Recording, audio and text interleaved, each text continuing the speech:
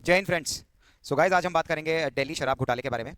हाल ही में न्यूज़ आई है, दिल्ली विधानसभा के अंदर कैग की रिपोर्ट को पेश किया गया, जिसमें कहा गया कि दिल्ली शराब जो घोटाला हुआ है, जो दिल्ली शराब पॉलिसी पॉलिसी बनाई गई थी केजरीवाल सरकार द्वारा, उससे दिल्ली सरकार को 2002 करोड़ रुपए का नुकसान हुआ है। जिसमें अलग अलग कैटेगरीज बांटी गई। 941 करोड़ का घोटाला कहा गया कि जोन के वितरण में, जिस जोन में शराब का ठेका लगाना अलाउड नहीं था, वहां पर भी शराब के ठेके अवैध रूप से चलाए गए। इस वजह से 941 करोड़ रुपए का लॉस हुआ। 890.15 करोड़ रुपए का लॉस हुआ, क्योंकि बहुत सारे वेंडर्स ने लाइसेंस लिए लेकिन बीच में ही अपने लाइसेंस सरेंडर कर दिए, और सरकार ने ना तो उन लाइसेंस को रिन्यू किया, ना रीटेंडरिंग के लिए वापस निकाला। बाकी के बचे हुए 144 करोड़ कोविड 19 प्रोटोकॉल के तहत अलग अलग बिजनेसमैन थे जो शराब के बिजनेस में थे, उनको वेव ऑफ किया गया, पैसा माफ किया गया। इस वजह से सरकार को घोटाला हुआ। तो टोटल ये सारी अगर रकम को हम मिला लें तो 2002 करोड़ रुपए बनती है। तो इस रिपोर्ट को प्रेजेंट दिल्ली सरकार है वो ये बोल रही थी कि पिछली दिल्ली सरकार ने विधानसभा में लाने से रोक दिया गया था, लेकिन अब नई नई सरकार ने विधानसभा में इस पर्टिकुलर रिपोर्ट को, जो कैग के द्वारा दी गई है, कंट्रोलर एंड ऑडिटर जनरल के द्वारा, जो बेसिकली हमारे किसी भी सरकारी कंपनी या किसी भी सरकार को ऑडिट कर सकती है, उसके द्वारा पेश की गई। अब जब हम इस घोटाले के बारे में बात करते हैं या इस लॉसेस के बारे में बात करते हैं, तो अलग अलग लेवल पर बहुत सारी दिक्कतें आई। जैसे कैग की रिपोर्ट में कहा गया कि बहुत सारे एक्सपर्ट्स की एडवाइजेस को माना नहीं गया सरकार के द्वारा। फिर लाइसेंस वितरण में बहुत सारी कमियां आई, खामियां आई। जोन्स डिवाइड करने में बहुत सारी दिक्कतें आई। जैसे सजेशन दिया गया था अलग अलग अथॉरिटीज़ के द्वारा कि दिल्ली को इस प्रकार से बांटा जाए कि हर जोन के अंदर एटलीस्ट 2 शराब की दुकानें हों और उससे सरकारी पैसा आ सके, लेकिन जो लास्ट गवर्नमेंट थी उसने इस पॉलिसी को इंप्लीमेंट नहीं किया।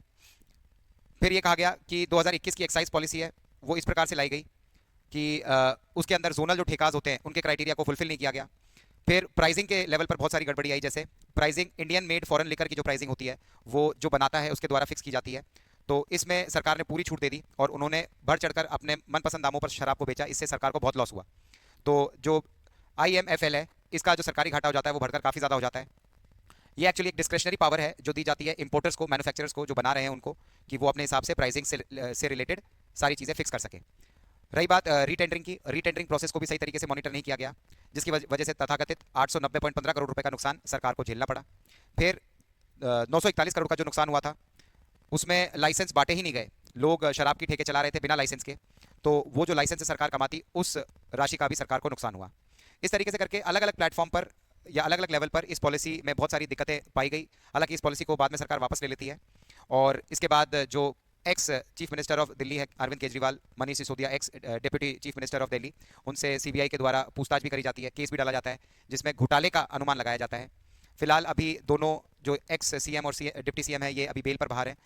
मेरा आपसे आज का सवाल बस इतना सा है कि जो पॉलिसी ये बनाई गई जिससे सरकार को नुकसान हुआ, क्या इस प्रकार की पॉलिसी इंप्लीमेंटेशन से पहले कोई ऐसी अथॉरिटी नहीं होनी चाहिए जो सरकार को चेक कर सके, रोक सके कि आप कोई भी अगर पॉलिसी बनाने जा रहे हैं, इंप्लीमेंट करने जा रहे हैं, तो उसका बेसिक इम्पैक्ट क्या पड़ेगा उस पर्टिकुलर स्टेट की इकोनॉमी पर।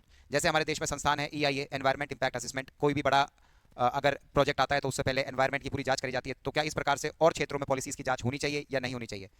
इस सवाल का जवाब आप मुझे कमेंट सेक्शन में लिख के बताएंगे। और इस प्रकार की अपडेट्स के लिए आप लोग सब्सक्राइब कर सकते हैं खुजराम IAS अकेडमी के चैनल को, ऐप को विजिट कर सकते हैं। Thank you.